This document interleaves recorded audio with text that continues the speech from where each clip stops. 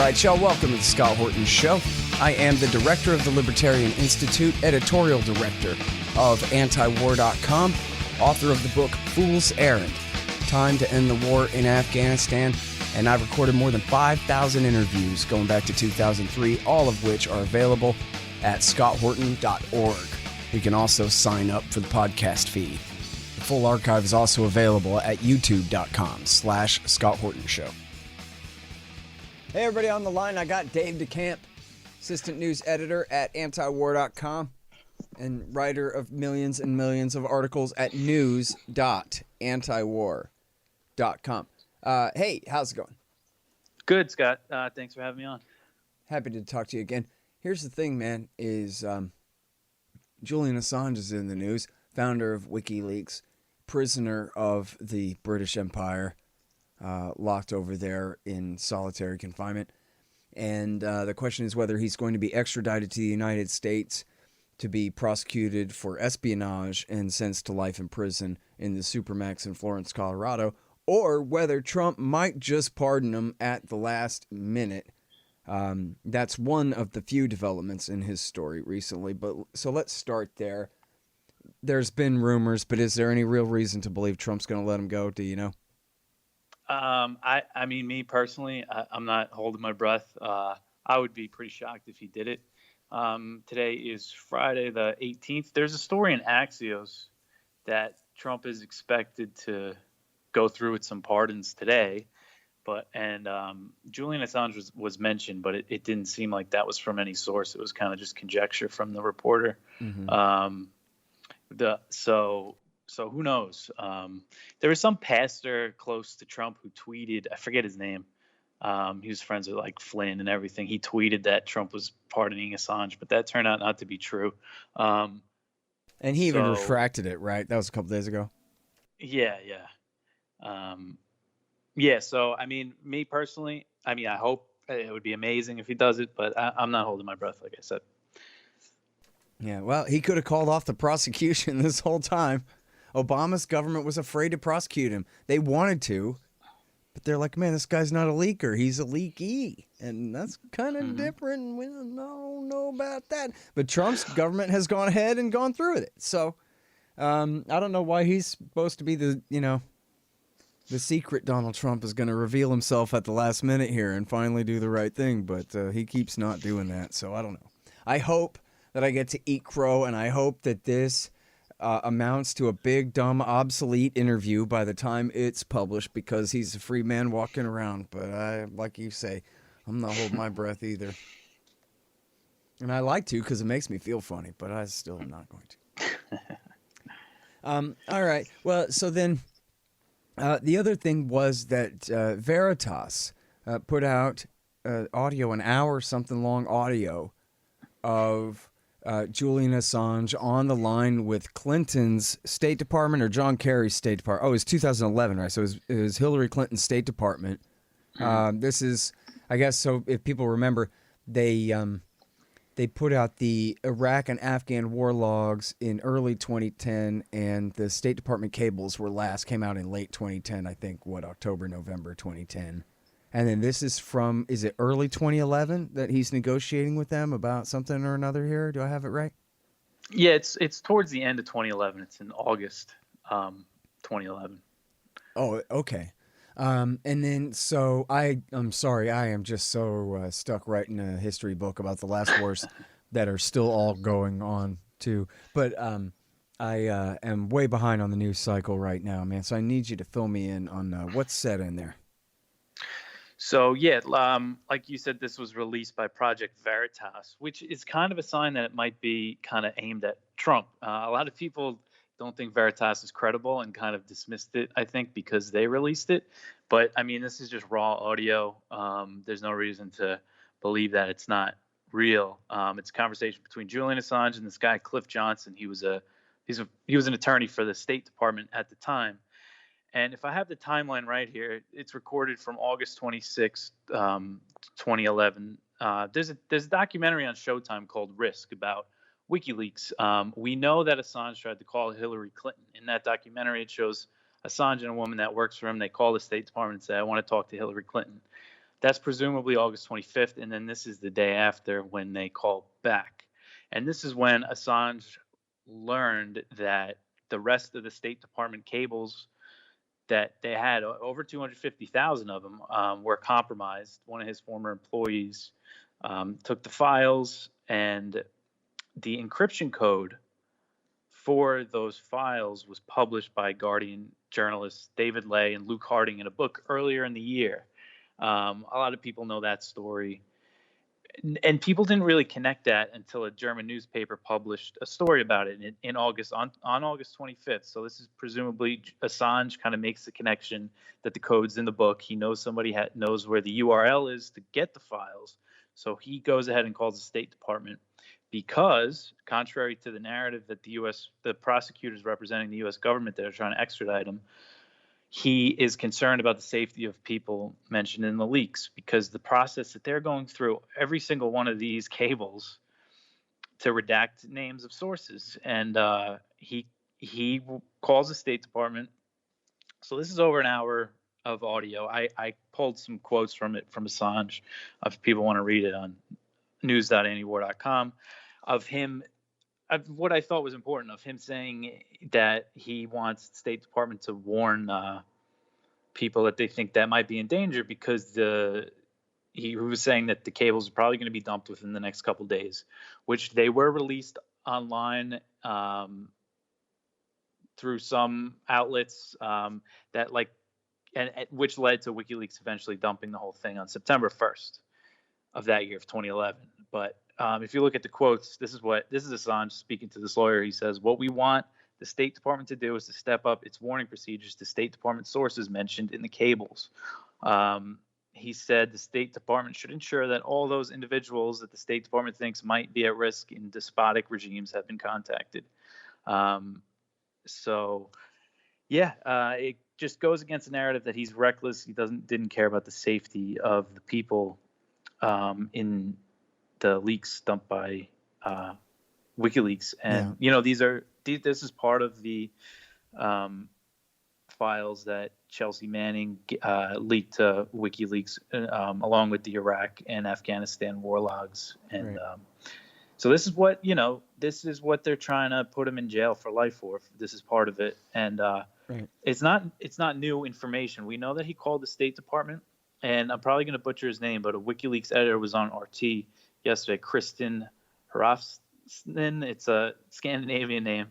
And he was saying that this transcript was given to the court during the extradition trial. So this isn't new, but it's being put out while the rumors of a pardon are around. So, right. Maybe it could do something. But. And we did know that. And we did know that he worked with the State Department and, or at least tried to work with them on redacting all the names, and that he was redacting all the names. And we already knew the part about how it was Luke Harding, the terrible Luke Harding from The Guardian, who was the one who leaked the password and put it out, not Julian Assange, that led to the file being hackable by anyone, which then it was all immediately posted on the Pirate Bay and everything, of course, And of course, this guy Harding is the same guy that Aaron Mate famously barbecued over. He wrote this whole book about Russiagate that not one fact in it stood up, as they say over there in England. And he's also then the guy who, after that, came out with the story that said that Paul Manafort went and met with Assange. Trump's campaign manager in 2016 went and met with Assange there in their big Russia conspiracy. Not 1% of which was reality whatsoever, other than that, yes, Assange was locked in that same building that day that he's talking about. None of the rest of it was true. So this is a big deal, and it should, I don't know if this I guess you're living on Twitter a hell of a lot worse than me anyway. Do you know if this really kind of made the rounds on the right and, in a way that maybe came to Trump's attention, that this really undermines the major accusation against this guy, that he was, recklessly putting lives at risk. Never mind the fact that the DOD admitted that no informants ended up being killed by this anyway, but that they could have, but that he was even on the right side of that, and they have to admit it. Yeah, that is another thing that's important, is that during Chelsea Manning's trial in 2013, the Pentagon, the person who led the Pentagon investigation, admitted that they didn't have one example of anybody being killed Right. as a result of any Robert Gates WikiLeaks. did too. The Secretary of Defense himself said that, yep, that was not true. All this stuff about blood on their hands, which, oh my God, was that the brainwashed term of the year when this came out? Blood on their hands, these two, Manning and Assange. And it turned out, he said, that was significantly overwrought. As in, yeah, not one guy got his guts cut out. Not one. Mm-hmm. Yeah, so what you asked, if this really made the rounds, Yeah. I didn't really see it in many places, which is too bad. Right-wingers hated him back then. See, he was a villain. Manning and Assange were villains for exposing the lies of Bush's war. And a lot of people still are not over that sentiment, you know? Yeah. So, yeah, it didn't get too much play. And like I said, I think a part of that is that it was released by Veritas. Yeah. Maybe not so much in the right wing circles, but like I said, I think that was a calculated move, because they could have released it any way they wanted. But I know, like, Donald Trump Jr. is kind of close, I think, to that James O'Keefe guy. Yeah, so, okay, there you go. I mean, yeah, that can be really important, that if just the right few people. And, you know, I don't know. I don't know what Donald Trump has to lose at this point, but he still won't do the right thing. So, you know, I don't know. Yeah. It seems like, you know, Glenn Greenwald went on the Tucker Carlson show. I'm sure you saw this, where he basically dropped character and quit pretending he was talking to Tucker at all. And it's basically looking right in the camera, talking to the president, talking about, you know, essentially saying, listen up, Trump, I know you're watching, you know, and talking right to him. And saying, you know who would be really angry if you did this? Susan Rice and James Clapper and Jim Comey and John Brennan. These same people who, you know, abused all of these same powers. You could get right at them by pardoning Snowden and Assange. They're the ones who would hate it the most, and you'd be, you know, dancing on their bones. So come on.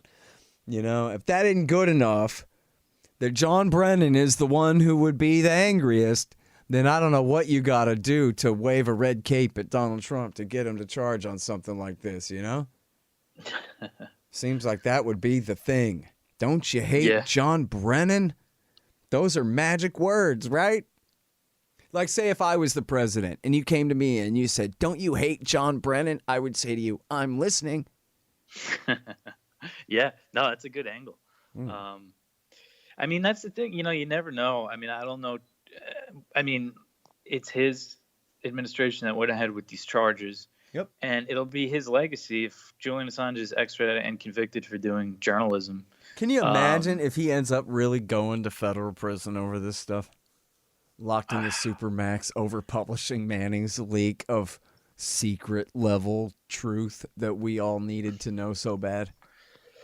Yeah, I mean, it would be the greatest, probably, assault on our free speech and freedom of the press, you know, rights that we supposedly have in the history of this country, I think, and Trump would be responsible for it. So, man, let's hope somebody, I don't know, can articulate that to him, but I kind of doubt it. And I mean, I'm sure that he's got some interests that he's, you know, I mean, you look at him on the campaign trail, and then when Assange was arrested, he said, oh, I never heard of WikiLeaks. I mean, come on.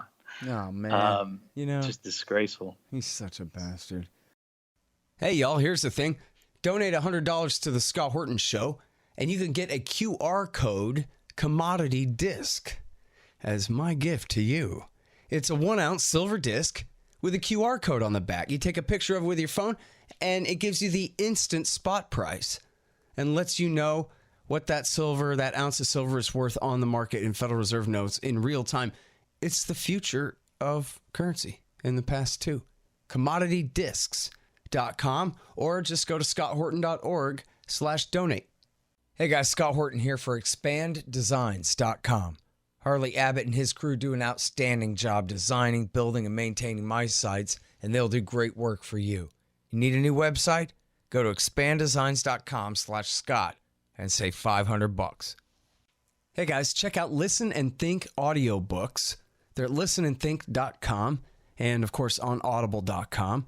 And they feature my book, Fool's Errand, Time to End the War in Afghanistan, as well as brand new Out Inside Syria by our friend Reese Erlich, and a lot of other great books, mostly by libertarians there. Reese might be one exception, but essentially they're all libertarian audiobooks. And here's how you can get a lifetime subscription to Listen and Think audiobooks. Just donate $100 to The Scott Horton Show at scotthorton.org/donate.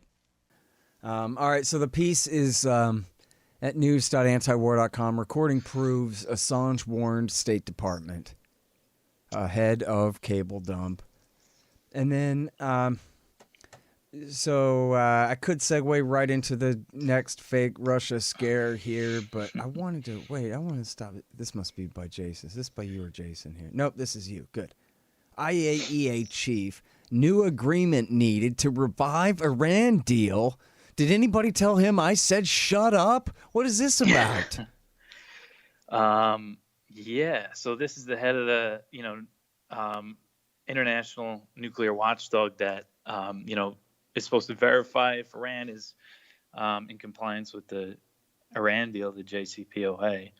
And he, in an interview with Reuters, he was saying that he can't imagine that they can go back because there's all these violations, all this extra uranium and centrifuges and stuff. And he's saying how there has to be another deal kind of within a deal to return to it, which, Iran has made it clear they're not interested in negotiating another deal, but they're ready to return it to compliance with the JCPOA. Now, let me ask you something.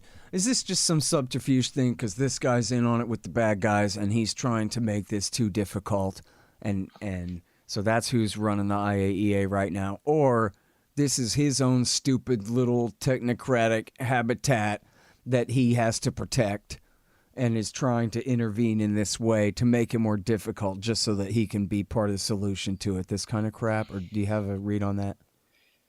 It's tough to say, really. It's because I've heard he said a few weeks ago, the same guy, he made comments about how the deal could be saved. But I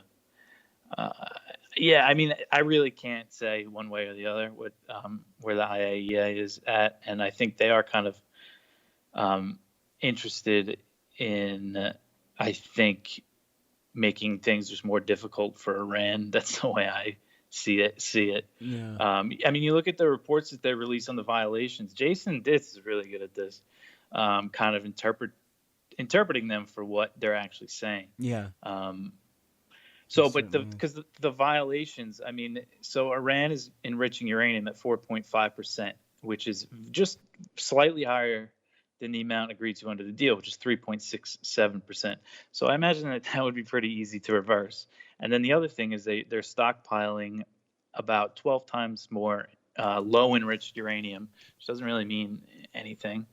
And they can easily export that to Russia, who makes fuel rods for them. Yeah, put that on a pallet, put it in the back of a plane, and fly it away. Why do we need a new deal for that? Look, we're back within the deal. It took 45 minutes. Yeah, really. And then the other thing is the centrifuges that they installed at their Natanz facility underground.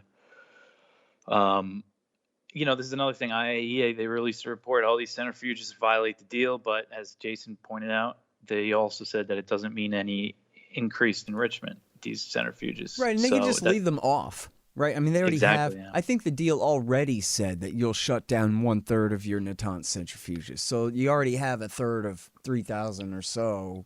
Those are very rough numbers. I forget. It's a few years ago, but you have many hundreds, if not more than 1,000 centrifuges that are already sitting there off anyway, being unused at the time. So yeah. And it's important. Why did they move these centrifuges underground? Because over the summer, most likely, Israel planted a bomb. No. They were already, the centrifuges were already deep underground. The big centrifuge cascade facility is already underground. But it was, go ahead, because they did bomb it.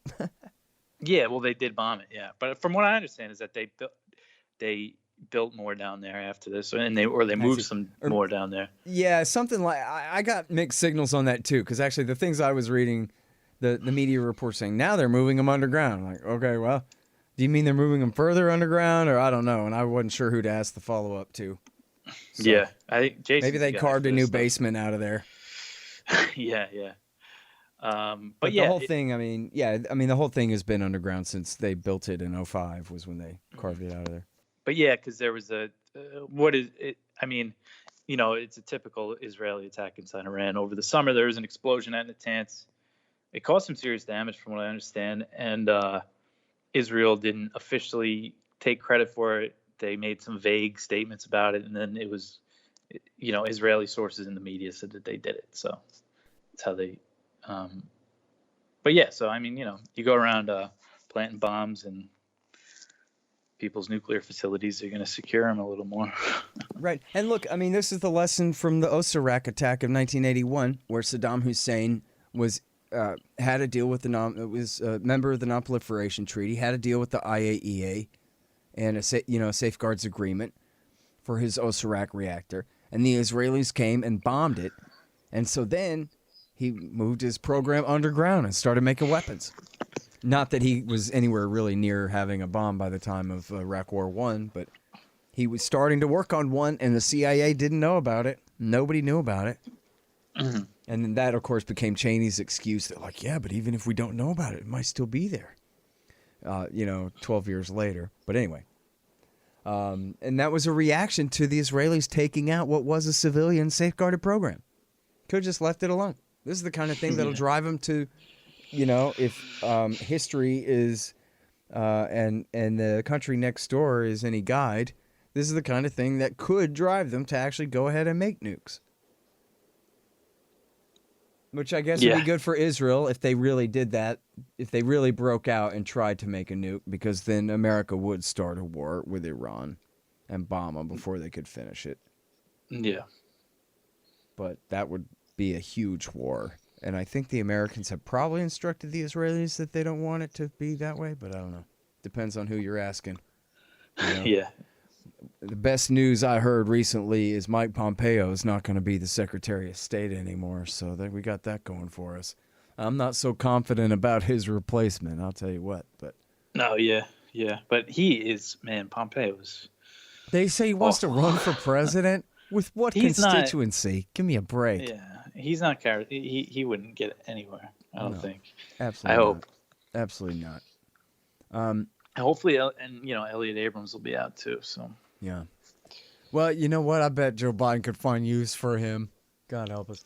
All right, so tell me about all this stuff about Russia stealing all our bodily fluids out of the microchips here and stuff. I'm terrified, Dave. Terrified. It's just like crystal knock. Mm-hmm. Well, so apparently there's been a major hack. This software company, SolarWinds, whose clients include a lot of U.S. government agencies and a bunch of corporations. Their software was hacked, and the list of U.S. agencies that were, attacked keeps growing. I think, like the latest is the nuclear agency and the Pentagon and the Department of Homeland Security and Commerce and Treasury, and so this was identified by this firm, FireEye, their cybersecurity firm, and they said that it was a nation state, but they haven't identified who. They said they don't have enough evidence to identify it. And of course, the anonymous officials told, the media that it was Russia, or that they suspected it was Russia. And then everybody just started kind of going with that it was Russia. And you gotta love people familiar with the matter. I mean, for God's sake, you can't even just say intelligence official. Now what are we talking about, a House committee staffer or something? Yeah, I mean, that's what it is. And then one story I wrote earlier this week in the Washington Post, it's like you just saw it happen in real time. They published a story Monday morning that said officials suspect Russia was behind the hack, and then they published a story on it later, and they described it as like a Russian operation, kind of in passing. So like this, it was about another like agency that was hacked, and they said, the scale of this Russian operation was much bigger, and that's kind of how they just becomes in the language.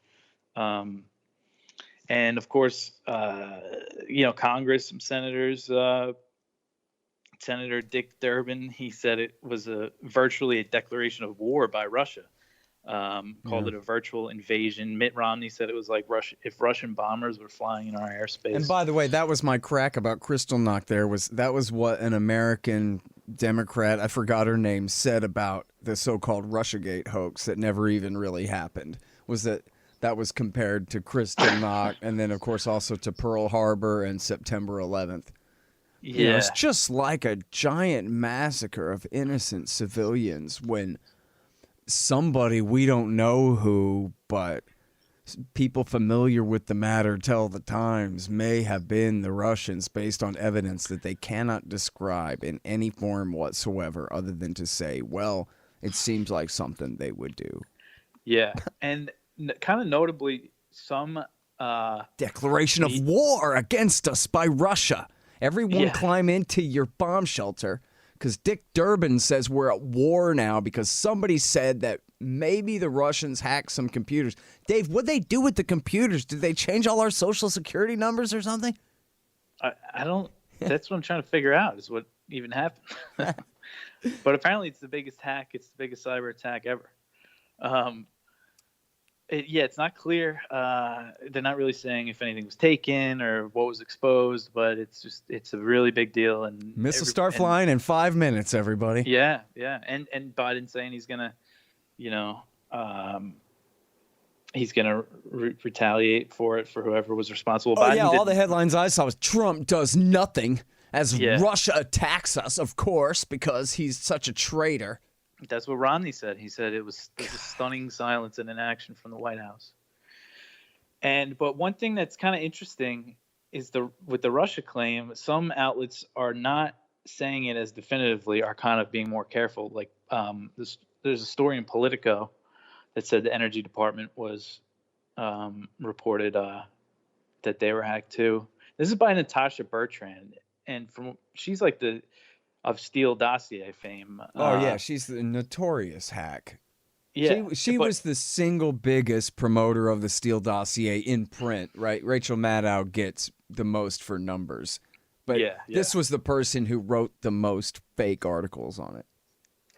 Yeah, but so this is her story on this Energy Department hack. It says the U.S. government has not blamed any particular actor, but cybersecurity experts have said the activity bears hallmarks of Russia. So that's kind of leaving. It's not saying it as definitively, but over at the Washington Post, it's like they just describe it as a Russian operation. And then David Sanger at the New York Times, he did a similar thing to the Post. He said officials said, and then he just started saying it's a Russian operation. But then he kind of backed off a little. And the latest story, he said it was, people suspect it was Russia, which is kind of interesting. Yeah, I'm not sure if this is the exact same thing you're talking about, but I was trolling old Greenwald's Twitter, and he had a screenshot. One was the people familiar with the matter crack, which is just almost a joke for them to rely on that. But then the other one was of Sanger, not, I don't think, in his eyes backing down, but just describing why he's sure. And he's saying, well, this is what all the intelligence people believe it. And nobody seems to think it was anybody else. So that was it. Yeah. So that's enough. Let me see if I can find that in the thread here. I actually have some kind of Greenwaldian thread here. This is different. This is something else. Oh, you know what? I bet if I click on his screenshots here, right? They have. I'm not logged in. I guess I can't go looking through his pictures. Oh, here I can. Nope. I have to log in. Well, anyway, that was the thing. And it was Sanger saying, well, look, basically, it has all the hallmarks because, geez, it's a sophisticated thing. So who do you think did it? And then that's really it. Well, another interesting thing is that this is Washington Post yesterday. They said federal investigators found it was previously unknown tactics for penetrating the government's network. So kind of unknown.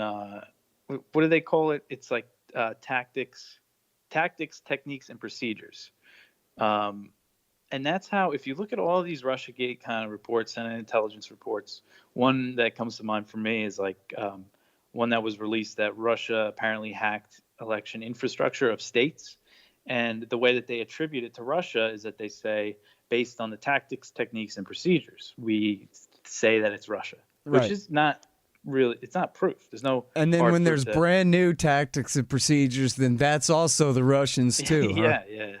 And that's how CrowdStrike, because this is all, it's all built on old claims that Russia hacked. They're like, oh, like they hacked the DNC and gave the emails to WikiLeaks, but that was never proven. And the CrowdStrike guy, Sean Henry, I think he's the head of that company.